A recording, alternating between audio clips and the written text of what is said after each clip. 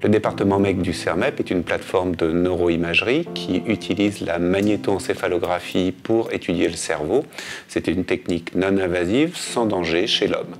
Les cellules nerveuses ou neurones utilisent entre autres des signaux électriques pour communiquer entre eux, formant l'influx nerveux qui se propage le long des fibres nerveuses. Ces phénomènes électriques sont à l'origine de création de minuscules champs magnétiques, les neurones se comportant comme des petits aimants.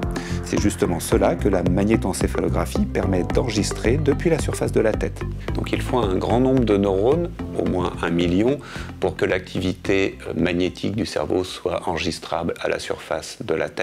Donc avec la magnétoencéphalographie, on va avoir une image directe et en temps réel de l'activité cérébrale tous les millièmes de seconde. Le désavantage principal de cette technique actuellement est son coût. Pour avoir la sensibilité nécessaire, on utilise des capteurs fonctionnant à très basse température, moins 269 degrés, dans un bain d'hélium liquide. Cela coûte très cher en énergie et en hélium. Le capteur est gros, lourd et le système n'a qu'une seule taille. Forcément, il n'est pas optimisé pour tout le monde, notamment pour les enfants. Pour rendre la magnétoencéphalographie plus portable, des capteurs très innovants ont été développés. Ils sont appelés magnétomètres à pompage optique. Ces nouveaux capteurs ont l'avantage de pouvoir être positionnés directement sur la peau du sujet. Ils ne consomment que très peu d'énergie et leur coût d'utilisation est donc minime. Ces nouveaux capteurs sont l'avenir de la magnétoencéphalographie. Nous collaborons avec la start-up Mac4Health de Grenoble qui développe une version particulièrement innovante de ces capteurs. Nous les avons testés dans une première étude chez des adultes. Les résultats sont très encourageants puisqu'ils montrent des données très proches du système MEC classique. Nous avons créé notre société Mac4Health il y a 2 ans en embarquant une technologie que nous avons développée depuis plus de 20 ans au CEA de Grenoble. Notre ambition, c'est de rendre accessible cette imagerie MEG au plus grand nombre de chercheurs et de patients. En effet, trop peu de patients actuellement ont accès à cette imagerie MEG parce qu'elle est trop coûteuse et trop complexe à utiliser. Dans cet objectif, nous avons donc choisi de collaborer avec l'équipe de Lyon très tôt, depuis 2 ans, de manière à s'assurer que nos développements répondent le mieux possible aux besoins des utilisateurs du quotidien et des médecins. C'est pour ça que nous travaillons avec le Dr Young et le Dr Schwartz de l'équipe lyonnaise. Actuellement, nous sommes 9 dans l'entreprise et d'ici de la fin de l'année, nous serons 12.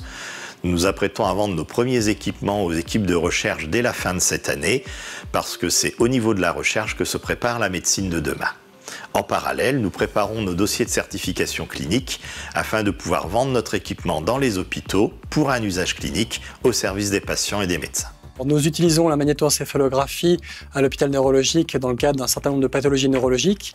Notre utilisation phare, princeps, c'est dans le cadre du bilan pré-chirurgical de l'épilepsie. Donc c'est chez des patients qui doivent être opérés pour une épilepsie particulièrement rebelle, où là, la magnétoencéphalographie est très utile pour identifier des foyers, des zones cérébrales à l'origine des crises, et confier au chirurgien par la suite un geste chirurgical pour réséquer ces zones chez les patients.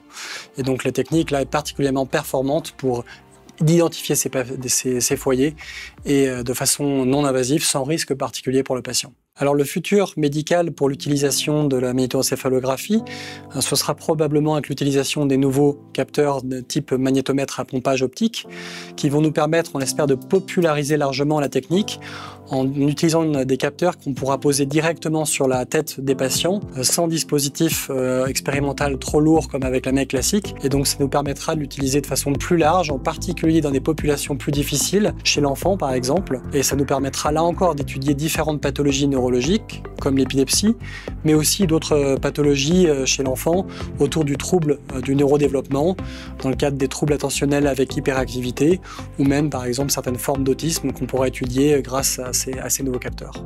Ce partenariat public-privé fort aboutira à de nouvelles possibilités de recherche en santé à l'INSERM. On pourra avoir des images plus précises chez les enfants et on pourra aussi aller enregistrer l'activité cérébrale du fœtus directement dans le ventre de la maman. Cette technologie sera plus facile à installer à proximité des patients dans les services de neurologie, où on pourra l'utiliser pour de nombreuses pathologies et aussi lors des phases de rééducation. On pourra également l'utiliser pour explorer d'autres parties du système nerveux comme la moelle épinière, les nerfs ou le couple nerf-muscle.